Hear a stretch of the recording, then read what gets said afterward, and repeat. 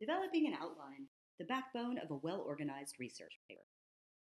So you've completed all of your research and you're ready to start writing, right? Well, maybe not quite.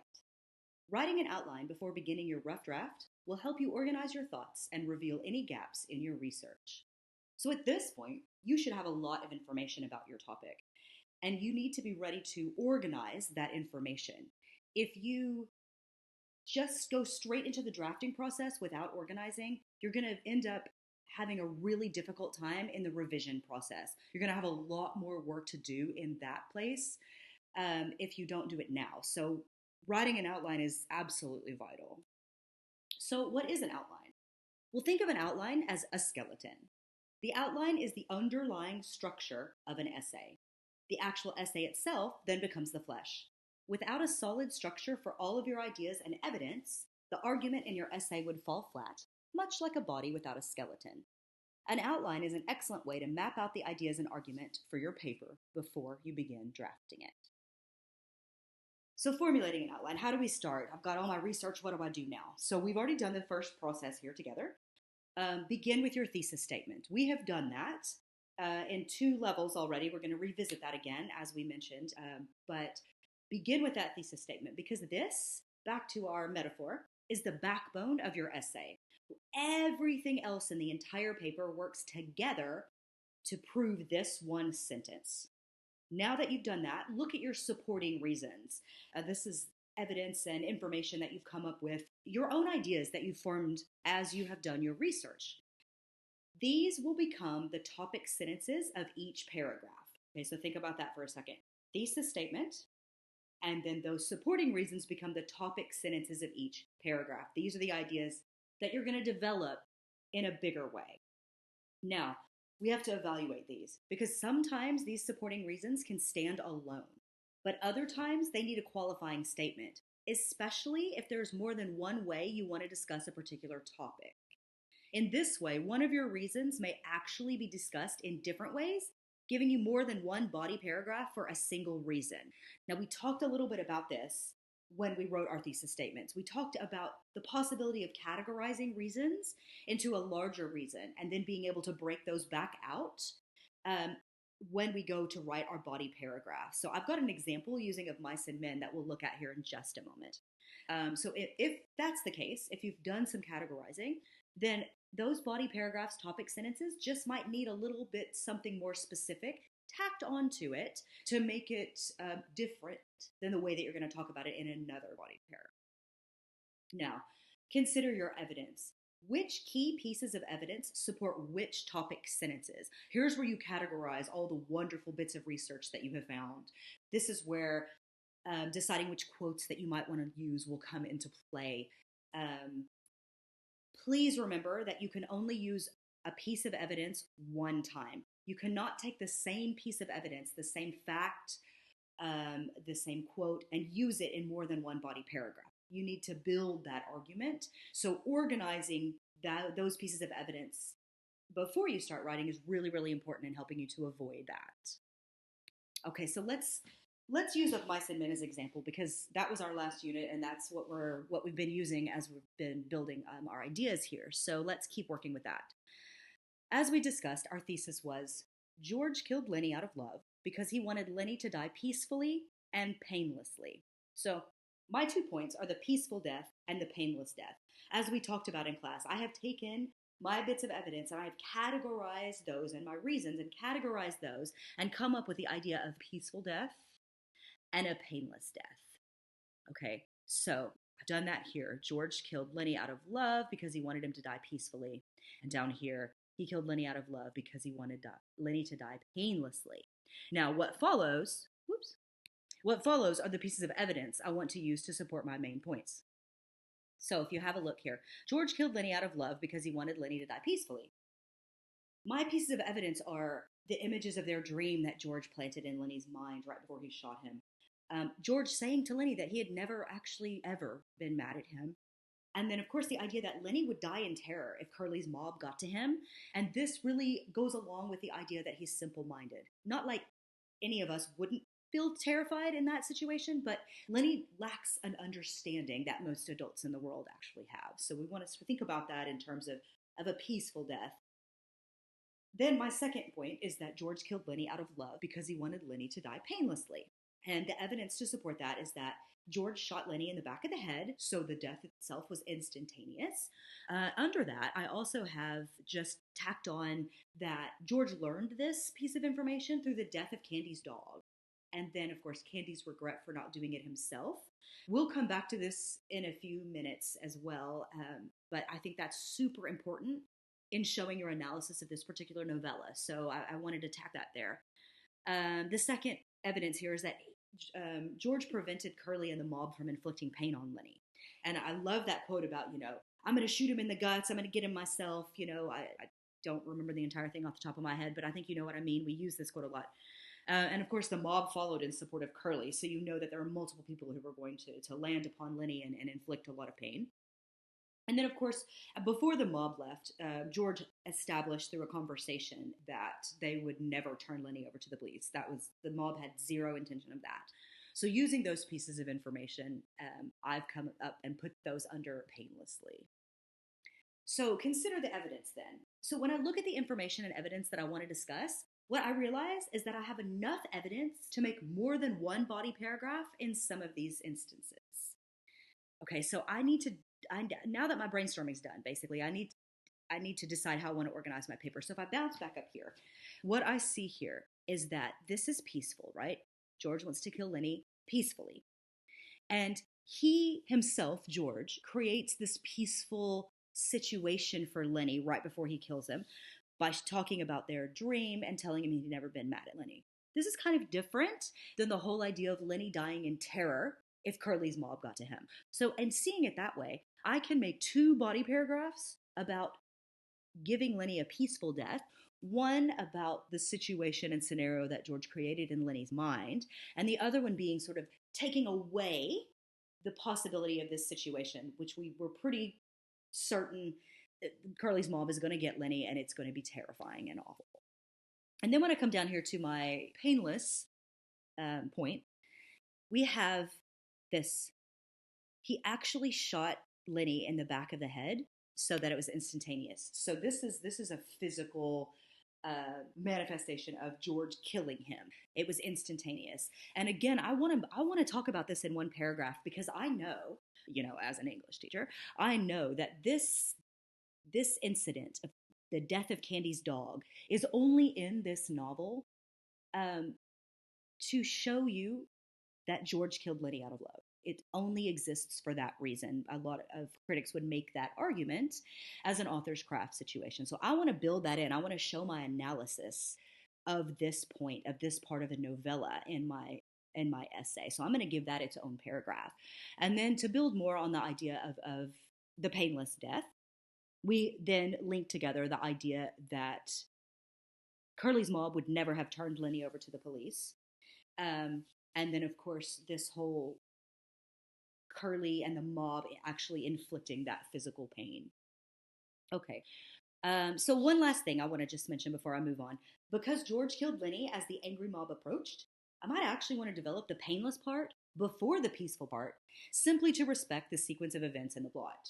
So my brainstorming is actually in a different order than what my outline is and my paper is going to end up being. And that's why we do the brainstorming. So we can consider all of our pieces of information and make the best choices about where evidence should fall, how we can develop our points, and really build a solid argument.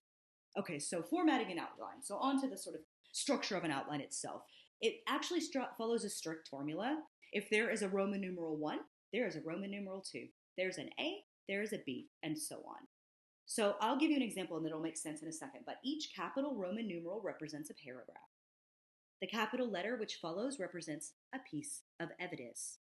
The structure alternates between Roman numerals and letters, and you can break it down to the most minute detail if you wish. So have a look here. At its most basic, the outline looks like this. So Roman numeral 1, introduction paragraph. Roman numeral 2, 3, 4, and 5, I've designated for each body paragraph, giving Roman numeral 6, conclusion paragraph.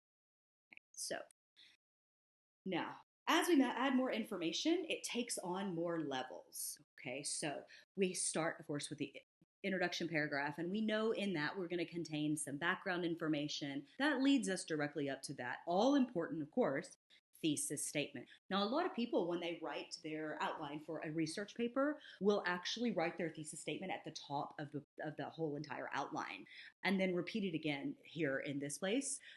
You can do that if you wish, just to always remind yourself what your end goal is. And if you look here, this is very repetitive, but for each body paragraph, I'm looking for at least 2 pieces of evidence to help build into that part of the argument and leading, of course, up to that conclusion. So if we can add yet another level to that, so I'm making it increasingly more complicated so you can understand it in smaller pieces. You, of course, will make your outline as detailed as you want it to be. This is just an example. So I know some of you like to get really detailed in your planning, so I'm thinking that this might help you a lot. So in my introduction paragraph, and we'll talk about these later. Remember, we talked about how we'll visit that when we've written the entire paper. You're going to start with a hook. You're going to include the title and author, which in this case won't be a situation because your research paper is not about a novel.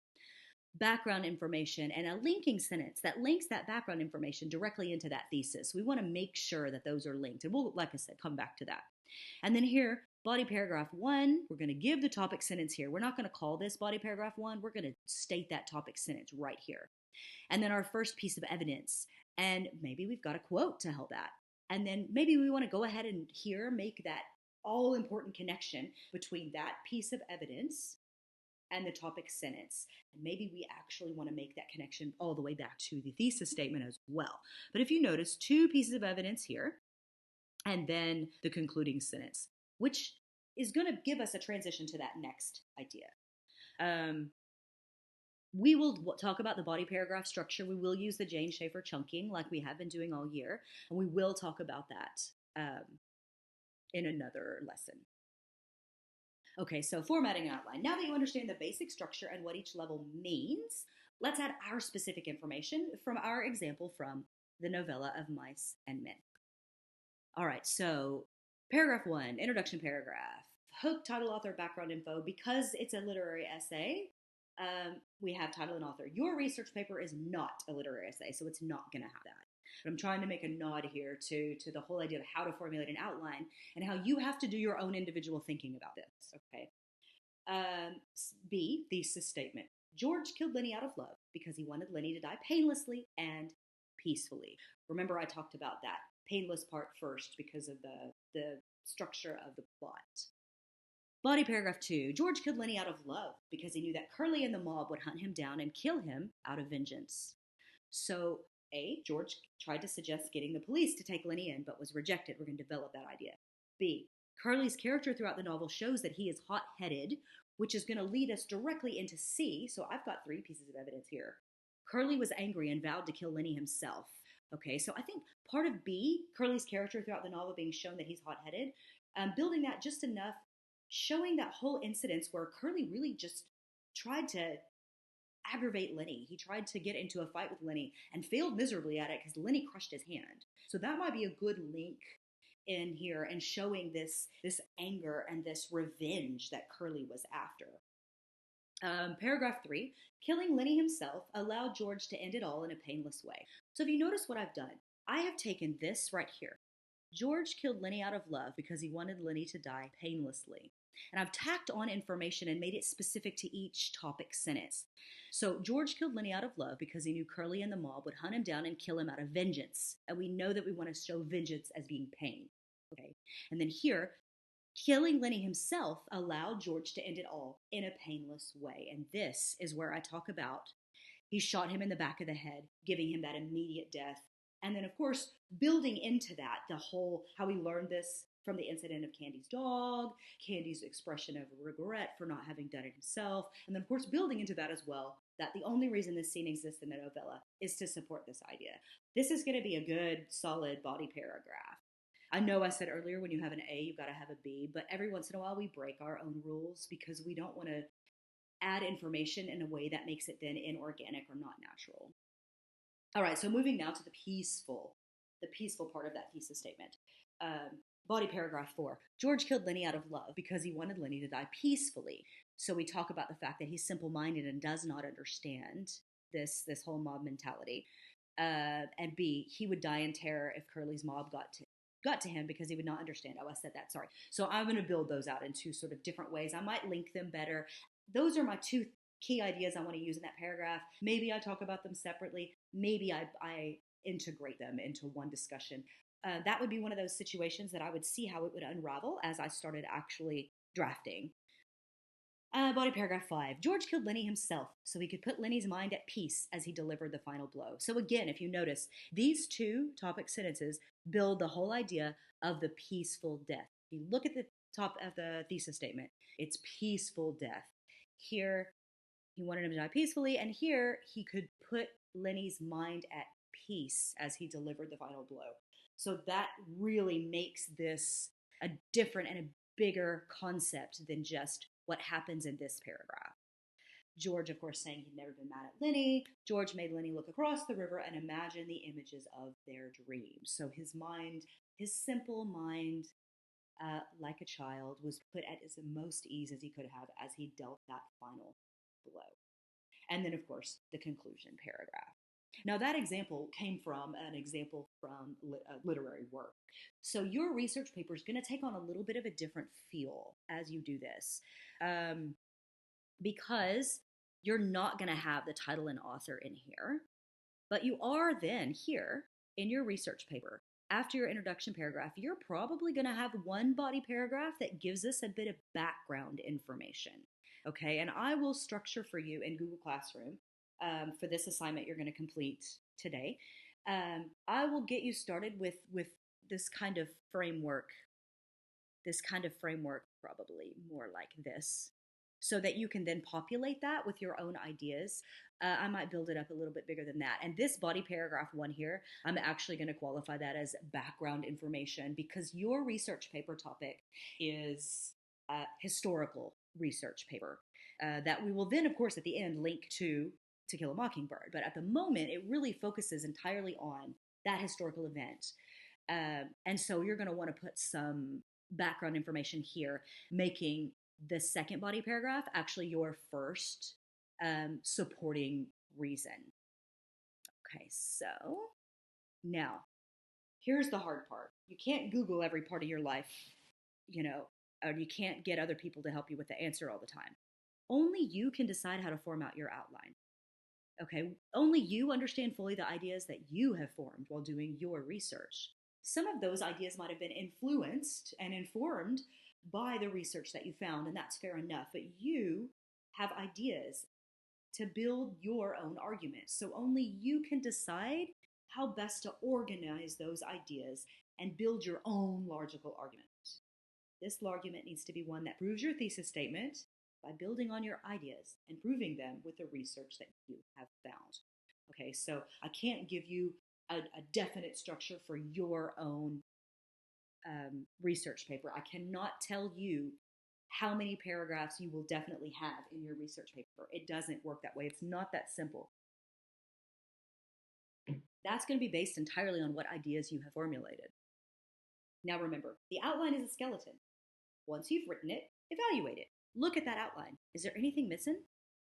Outlines often reveal places where more information is needed and can guide you back into the research process to fill in the blanks. And then again, of course, refer back to your outline as you write so that you stay on topic. That's why you formulated it. You didn't make your outline for me, and so you can set it to the side. You made it so that you can develop a really good, solid research paper. Now that your outline's done, take a break. Writing the paper will be a breeze. This has been a Mrs. Bryant's Classroom production. Please like and subscribe.